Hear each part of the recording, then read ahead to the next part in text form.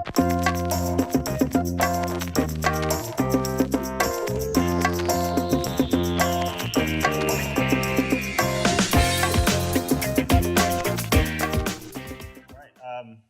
I'm suffering from some seasonal allergies today, so I may have to bow out to blow my nose. I got the sniffles. We're going to talk on the subject of half-light, and it's related to a museum show that's up right now at the Wing Luke Art Museum, a subject that I guess has been a theme running throughout our work, though maybe we hadn't maybe noticed it ourselves until more recently. And when the opportunity came to speak about hidden aspects possibly in our work, this idea of half-light sort of came to the forefront. So we'll talk about that today, and we'll be looking at that subject through a small selection of the work that we've done over the last 10 years or so. I was thrilled when they asked us to speak with the topic of hidden, because I just kind of brought up a lot of words and things that I cared about so much. And I think some of those things were, when somebody says hidden, I think about that there's a treasure there, there's a mystery there, there's a secret there.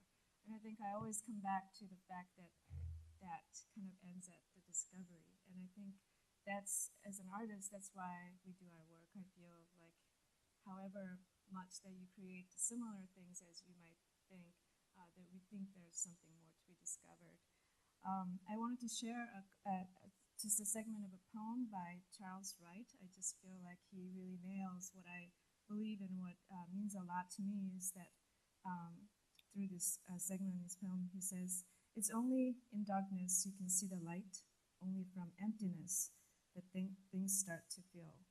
And that's from, it's a tiny portion from his poem, Looking Around. And I just wanted to show some of the photographic work that we were doing as we were graduating from architecture school at the beginning. And it kind of started out as a boredom that we were trying to fill. We went to school in Eugene. There wasn't anything much going on, so we did a lot of road trips. And I think during those trips, we discovered these amazing spaces kind of as a byproduct. And he was doing some research projects in wood burners. And I think most people look at the wood burners from the outside, and we got to experience the interior space of those burners, and they were just amazing. And I think it really changed our perception of space and how we looked at things from that point in time.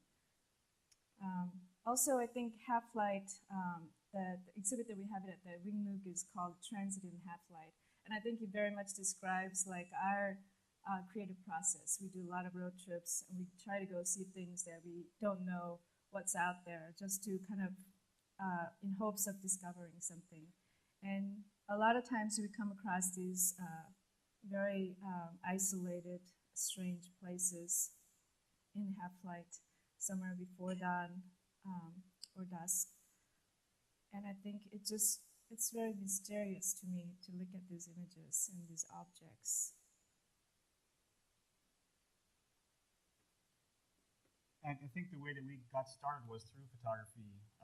Annie and I went to architecture school together, and most of our work in architecture school, the typical fare that you encounter in commercial and residential architecture, but we were really attracted to these sites where man had gone through the Western landscape and pummeled it for resource extraction. And what was left behind are these really sort of entropic landscapes that spoke a lot about our use of the land and our view of the landscape. And so this is really where we began, are these photographs. And we started showing these photographs of the sawmill architecture that Annie started with, and these images of building foundations just by themselves. So these two subjects of a sort of industrial architecture on the one hand, and then the remnants of resource extraction on the other, and the way that man starts to take the landscape and form it for his own purposes. So these are some of these images that were from our very first residency together in 2002 with the Center for Land Use Interpretation in Wendover, Nevada, which is a great residency. It's 1 month in the desert to kind of do whatever you want. And it's about 2 hours west of Salt Lake City out in the Bonneville Salt Flats. This is actually a salt production facility remnant. from those early images and this photographic archive that we were developing, we started doing 2D and 3D work, small scale work, like this is like a 6-foot Sumi painting, tabletop size sculptures, and things that we could do in a studio while we were still working at an architecture firm in town. And then around '97, we went out on our own, and that was to publish a book on wood burners, ostensibly, but then we basically never went back from there and started doing some architecture work and some artwork simultaneously, and then both the two have sort of commingled in the last 15 years on different types of projects and at different scales. So these are some early drawings that came out of that photographic series on foundations. This is like a graphite on mylar drawing, and this is a digital model printed on a 4-foot wide sheet of paper. And then these large-scale charcoal drawings, these are about 7 feet wide, and they're all black and white. And Annie and I draw these types of drawings together.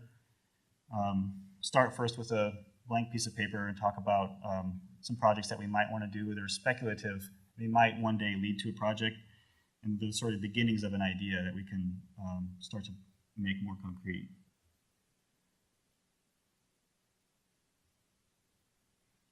This was our first solo museum show at the Henry Art Museum in 2004, and it also related to concrete foundations. These are 2 foundations laid on their side, made of plastic, a visqueen that kind of flowed in the HVAC currents of the museum's East Gallery. And they related to foundations to the George Washington sculpture that sits right out front. That sculpture had moved 4 times since it was originally placed for the World's Fair. No, I'm sorry, the Alaska Yukon Pacific Exposition. And it had different footings had been made, but just buried and lost. And they were all in this area of the Henry Art Gallery. And so we sort of recreated 2 of them in that space. We won't explain every one of the images, but we're just kind of showing the exhibits that we've made. This is an exploratorium. Again, kind of going back on some of the things that we've seen and things that were interesting to us. And I think it's very much related to architecture and spaces. And in general, we really love the idea of, I think we live in a perfect place in Seattle because we moved so much of the earth to make the city, the regrade. And I think we're really fascinated with the beginnings of the building when the sites are clear to make ways for the building. And the potential of what that could become is very exciting. I think that's kind of one of my favorite parts when the building begins to form, is that clearing of the site, and they start to make impressions about what the size of the building is going to be, the foundation and so forth. So that was sort of the sculpture thinking about and talking about that process. I think that the light, the moonlight, the hidden light, the mysteries of light, that's always been sort of a fascination with us. I think, as I mentioned earlier, that I think we're all attracted to mysterious. It kind of keep us curious, keep that wanting to see more in invisible, sort of half-visible spaces, wanting to discover. And I think at the end we're chasing something that is unique that maybe perhaps we haven't seen before. We've seen in the past, but we haven't acknowledged. And I think at the same time, we feel that we're dissatisfied, or we're not satisfied that we have enough, that there's got to be something more out there. And I think that's kind of the basic reason why we encounter these places and we think about projects that we can do. This is a project that we've done in Maryhill Museum, if you guys know, where it sits. It sits along the Columbia River, about how many hours? Like 5 hours from here. 5 hours from here. Kind of obscure museum that we drive past a lot because we like the landscape a lot. And we particularly thought the museum was very strange and monumental, sitting along the landscape. But the inside of the museum, because it was built as somebody's house that has numerous floors and spaces, and you don't really get to experience the monumentality of the building that you see from outside within. So we wanted to make the exact replica of the building interior volume across the museum as they're staring at each other. And we really wanted to think about what it took for a single person to come out in this vast landscape and to gesture and build a building within that environment. So it's kind of an homage to the pioneers, if you will, and homage to making a building in the landscape that you can relate and perhaps dwell and live in it. And it just was a kind of a beautiful experience of going there and trying to create a volume without using much, close to nothing. And there were a lot of hours that we worked that were Dicey. dicey. Yeah, it was, the Columbia River Gorge is one of these places that's extremely high wind, high heat. It was up for one summer. It's a temporary project, and we'd go away for a week and come back on the weekend and open it for the public, and it would always get battered in the week that we were gone from some windstorm. And lightning storms were ever present, and so many strange things happened in those 3 months. It would probably be a book in itself. This was a funny thing. At dawn, we looked over the cliff one day, and a car had just sort of rolled over. She got out of the car, got on her phone, called the policeman. The policeman came and he pushed her back over and then drove away. And it's such an ordinary part of this extraordinary landscape. And it's such a, I think the thing that we were after with that project was, well, if you're asked as an architect to go to these pristine Northwest landscapes that have a much longer history than ourselves, and you're asked to sort of imprint some vision onto that land, like what is that first gesture, knowing that you're going to change, the direction for that landscape forever. And I think that is a really, just a really critical moment, and one that we have in Seattle and the Northwest that a lot of other regions don't have. And I think it's really important to think about what we do in these landscapes. I think some of our work is also about fragments of the building and the building process. Nowadays, I think there's a lot of interest in building, well, it has been developing for decades, but people want to build things quickly, fast, with the lighter materials that's easily transportable. So you start to see a lot of kind of buildings mainly made out of foams and then stuccoed over. So this was a sculpture kind of talking about that, coming and goings of these very disposable buildings that are built quickly. We're also looking at a lot of billboard structures. Maybe you can explain a little bit about what we're seeing here. Yeah, this is an image in Italy, very common. Actually, it's starting to become common in traditional cities in the U.S. I noticed that they're doing this in D.C. now, where before a building gets renovated, someone gets the idea that you should cover the building with a photo of the building, so that you're not stuck with a year of scaffolding. So they photo the building before it gets worked on, place it over the scaffolding structure. In this case, they leave a hole, and often this will be filled with like a Prada ad or something in Italy. So, but this moment, like where the photo of the building with a hole as a gaping mouth, is a really interesting moment. And billboards and buildings overlap in a lot of interesting ways. This is another one. This is a photograph of somebody who sells like interiors, but the landscape and the billboards seem to roll into one another in a really beautiful way. And this for a coming housing development.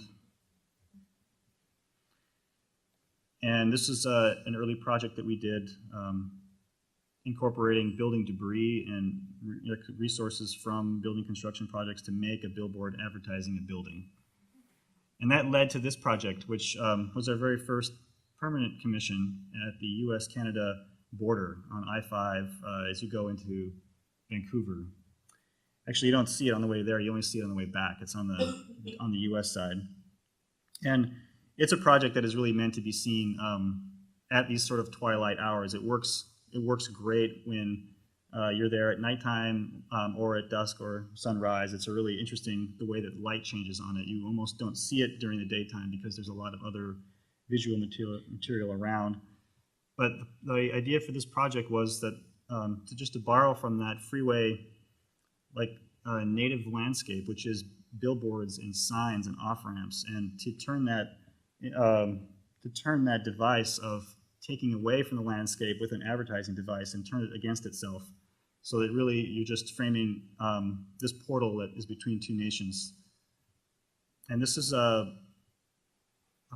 full-scale billboard, so it's 35 feet tall and about 50 feet wide and 3 feet deep, all made of stainless steel rod. It's about half the diameter of a pencil. We, as I said, we are looking at a lot of fragments of the building, and we had a opportunity to live in Rome for a year on a fellowship, and we were studying. You know, it's kind of a rite of passage for a lot of architects to go to Rome and study architecture because you studied in school a lot. What we ended up looking at things that were disposable, things that you didn't really pay much attention to because it became so much of the language of the building or between buildings. And so we started taking photographs of these things and then take away the context around it to just take a look at what these things are made out of and how do we perceive kind of general built environment when these things are mixed in with thousands of old buildings.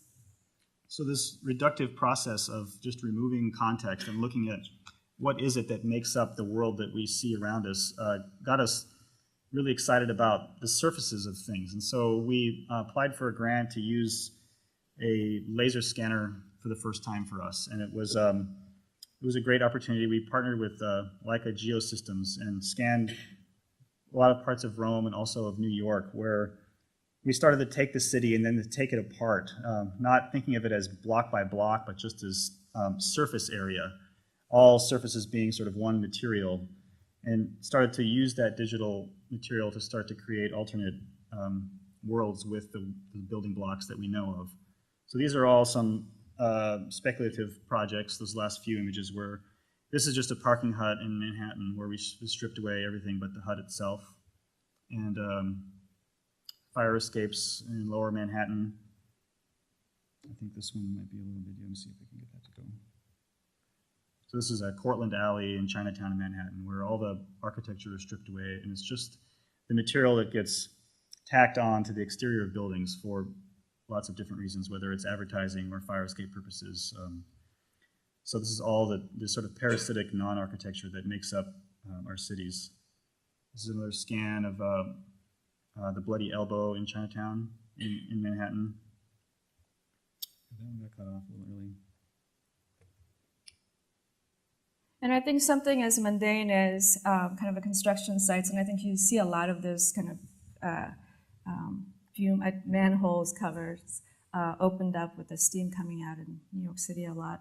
And to capture that kind of moment in three-dimensional scan and to look at the void as something that is filled was really exciting for us, and we felt like we were discovering something. We didn't know exactly what we were discovering, but there are a lot of things that we can process and think about. And I think a lot of those work still, we're using them to create artwork, drawings, sculptures, and installations, just trying to make sense of what this all, these things add up in our perception of the built environment and space.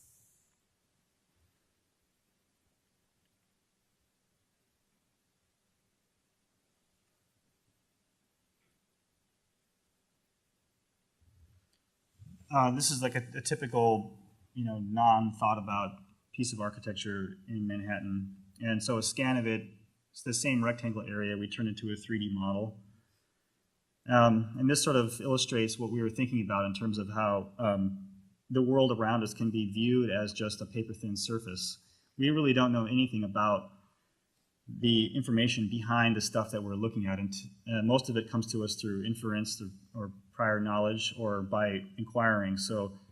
But we can also view the city as just a paper-thin facades, whereby the discovery has to be made by physically interacting with it. So this is oopsie, sorry about that. This is an image of a piece of Chinatown, just looking down an average street, and we were just wanting to know more about what is it that makes up the city, like how much of the world that we see is actually architecture and how much is not. So if you take your average cone of vision and you take away all of the street and the sky, you're left with about 50% of what we see are buildings. And then if you take away everything that is not a building, like say that's 40% that's left over, what remains is like only 33% of what we actually are looking at on an average view is architecture, which is actually not a lot of information. But 40% of what we are looking at in the city, what we think of the city, is actually stuff that gets attached to buildings. And that's the part that we felt like we really wanted to look closer at and to examine in a lot of different ways. And so these laser scans have helped us make that discovery by just distilling the world down to these paper-thin surfaces. This is a direct analog copy of that way of digitally looking at things. So this is a fire hydrant made in aluminum. And then the information that is not captured by the scanner that's sort of behind in the backside is not rendered also. We just finished this really large project in Portland, so we just wanted to show you a couple of images. It goes back to, let me start again. We make a lot of work based on kind of the Pacific site history. And so the sculpture that we made here is two sculpture that's relating to each other. One is a plus and one is minus. It's called Inversion plus minus. And there used to be a Phoenix Iron Works building that used to stand in that location. So we wanted to kind of do an outline of the building and render the interior as a solid. And at 5 blocks down the road, that you see that building again appearing like a ghost-like form in void.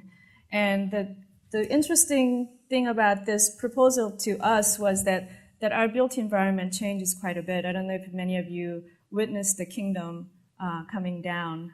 We were living at near Pioneer Square at the time, and we witnessed the demolition of that. And it's amazing that in a city like our size can build something, and within 50 years or less, that you can demolish and build a whole new thing again. And if you capture like your walk to the work or your back home in the evenings, take photographs of your journey, you'll be surprised within 3 to 5 to 7 years how much of that changes. So it kind of made us think about the buildings come and go as kind of people do. And we wanted to bring sort of a ghost-like images of the building that were once there before. So it's kind of in our subconscious.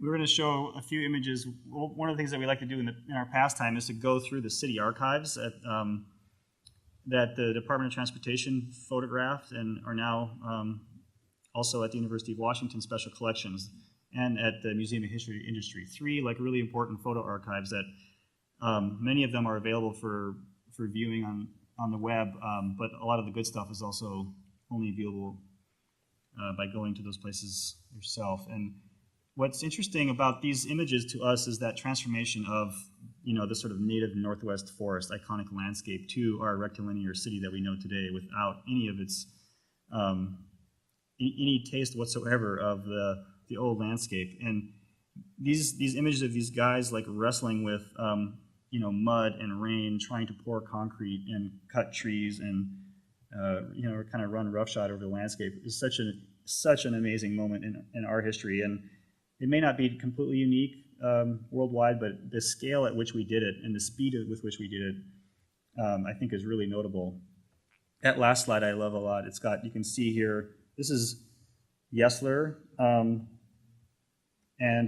let's see here, the King County Courthouse would be right here. This is where I-5 went and blasted through all that stuff up on the hill there, but you can see like houses moving around through the streets. And so this is the old skid road here coming down that they lined and ran the logs down. Just some ordinary infrastructure, but pretty interesting accidental sculptural conditions that were created. This is Dearborn Street going over to Beacon Hill. That bridge that used to be, many of you know, was actually filled in, and then they built the bridge while they were digging it out at the same time. And so this era in our history where everything was sliding constantly, and then the Department of Transportation had to go out and document it, has left this really amazing record of just sludge and buildings like moving, like everything is liquid. And they're just wonderful photographs. I mean, we've been thinking about doing a book that kind of gets this stuff out into the public more, where you can just look at these works of photography that are just beautiful in amongst themselves and capture a moment in time without this sort of iconic Denny Regrade images of a mountain and a house on it, just looking at dirt being moved around in sort of an abstract fashion. We're currently working on a couple of large commissions for the city and one for the Seattle City Lights. So we're looking at a lot of their archives and tour their dams, and just it's a rich history that we have here, and we wanted to be able to somehow combine it with the conceptual artwork, that we don't forget where we came from and where our land came from, where our resources and materials came from. I wanted to, I think this is kind of toward the end. I wanted to end with a quote from a great filmmaker, Andrei Tarkovsky's father, who's Arsenio Tarkovsky, who happens to be a poet. And this was included in Sculpting in Time book, which I love very much. It's a long poem, but the last segment of the poem reads, "Not a leaf was burnt up, not a twig ever snapped. Clean as glass is the day, but there has to be more." I think it's both our inspiration and also something that is very kind of a fatal in our pursuit as a human being, that we think there needs to be more. And I think if you look at it positively, you're pursuing and you're trying to look for something, you're trying to see something, discover new things. We all also destroy a lot of things doing it that way, as you can see in the photographs. So we're trying to kind of see what we can do as an artist, looking at those images and studying the history of our place that we live in, and create work that both inspire us and hopefully inspire some of the viewers. That's I think all. Yeah, Anything that show at else, the Wing Luke is open also up until July. So if you have a chance to see it, it only looks at this one subject of this sort of half-light condition relative to the Asian American immigrant experience in Seattle and all the resource extraction stuff that took place with their labor. Yeah. So okay, thank you. Thank you very much.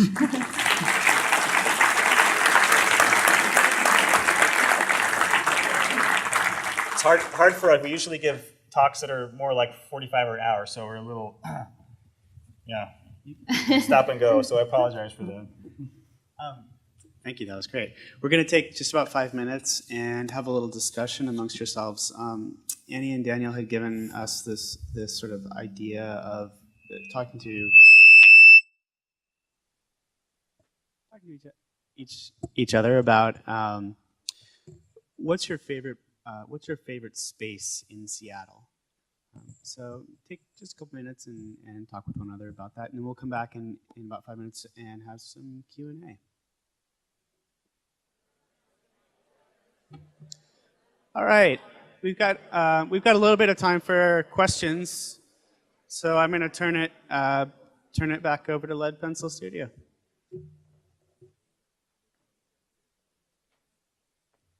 Okay, fire away. We'll hide behind this podium here. I won't turn that thing on. It was really terrible. If you have any questions, yeah, sure.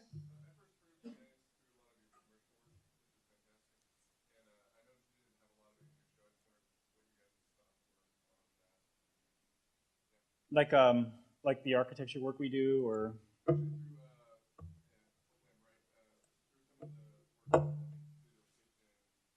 Mm-hmm. Yeah. Yeah, how to describe that? I mean, we do so many different types of things, and it seemed like that for this lecture, it would be good just to. We tried to focus on work that was in this area of half-light, things that weren't quite resolved, things that were suggestive of, but not quite there yet. So we didn't put the work that's really well established or refined or there, and a lot of that ends up being the architecture work where it's client-driven, it's a product, and we take it all the way to the end. And that's a really rewarding type of work that we do, and we really enjoy it. But for this talk, we just felt like we would leave it out. We usually will show a few slides of the architecture work so audience gets some idea of what we do at the other half of our day. So yeah, I think it was a late decision to take it out.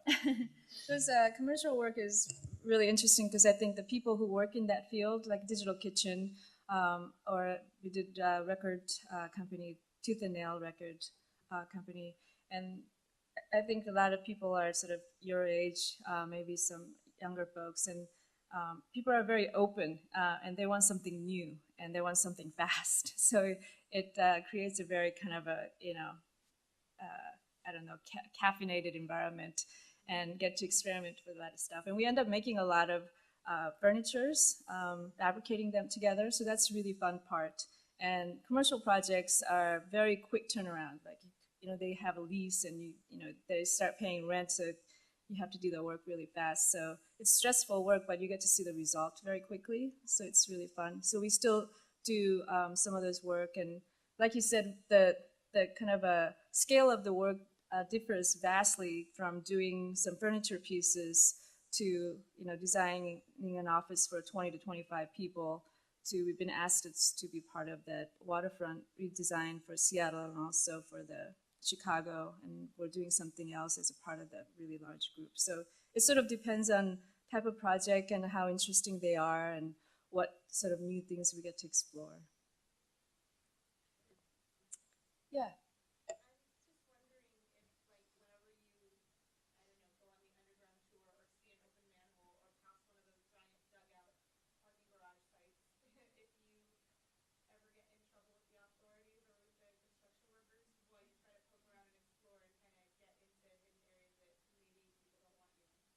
Yeah. Yes, they get in trouble. He gets me in trouble all the time.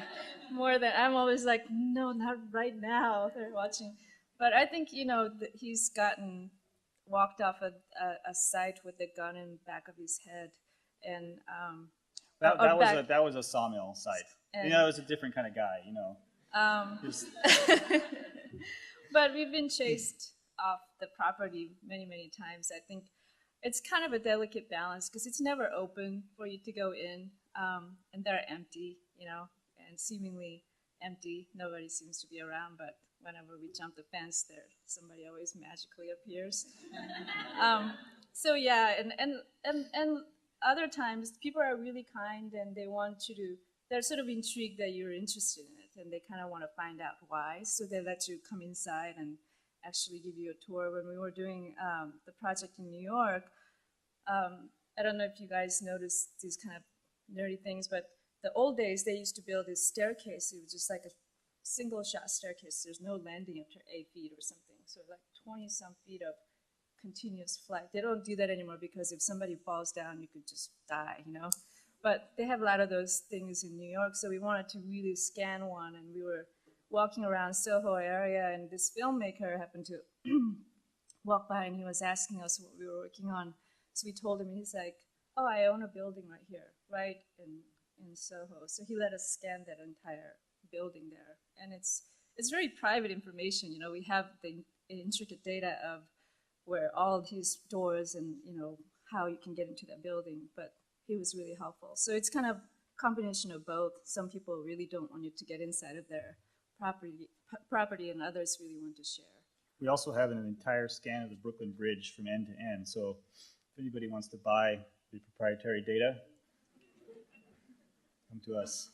But yeah, we do get the laser scanning does get you, it's a really weird thing because now we have that data and it's real world data, like it's measurable. So I know like what size every bolt is on that bridge and what wires go where. And so it's a really,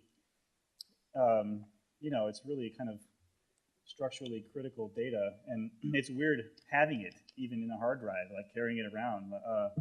It makes you feel a little odd. And the weird thing was that we did that project in New York for 3 months and no one ever stopped us. Yet you can't go there looking, like you're from the Middle East and with a camera. You'll get arrested immediately. But, carrying this laser scanner and a traffic cone, obviously suddenly you can do whatever you want. So really, traffic cones can get you free parking spots and lots of peace. Any other questions or comments? Yeah.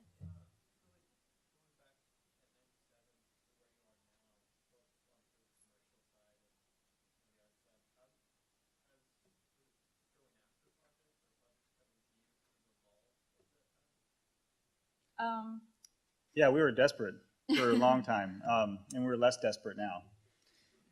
But or desperate in other ways, different Yeah, ways. yeah. But yeah, I think it's a combination of both. We went after projects very specifically at the beginning.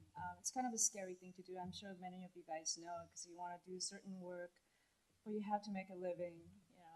You can't starve, so you have to do. It's kind of a fine negotiation. So we were very specific about going after projects, and we kept our overheads really low, so we didn't have to do the projects that we didn't have to do. So we actually lived illegally in a space in Pioneer Square that we worked in. We had a closet of all our sleeping gears there. We put a tent out at night and slept in it.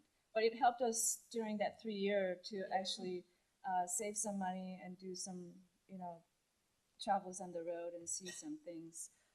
And then I think we had a couple of lucky breaks, had an exhibit that was received well. And then since then, they usually come to us for museum exhibits. We don't really go to them. I don't know if it even works if we did that. Yeah, not that it ever worked the other way around.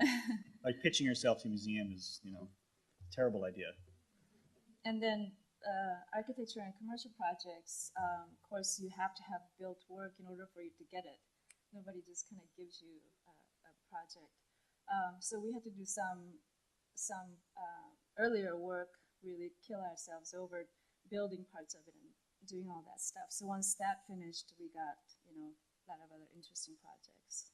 Seems to have been that way a lot for us over the years, that the right client that we wanted didn't step up fast enough. Like years were rolling by, like, gosh, it'd be great to do a new house. And so we decided that we would build our own house, like, as a way to get started. So that's what we did. We took 7 months off work and built a house from scratch. And that, having done that one gesture, which was helpful for us because we were getting evicted from the place we were in, was a really great experience for us, and also finally it was an example. And if you wait around for a project to come along, you could wait a long time in Seattle. It's just especially in architecture, it's not the kind of town that people hire young firms to do good work. You really have to put your time in decades. So I think that just making it happen yourself is really the way to do it, and it's gotten easier over the years. All right, thank you so much. If you have any other questions, I know there's another group coming in right after this, so I think we're supposed to go out to the lobby pretty soon, and but we'll stick around if anybody wants to come up and ask any more questions. Thanks so much for coming.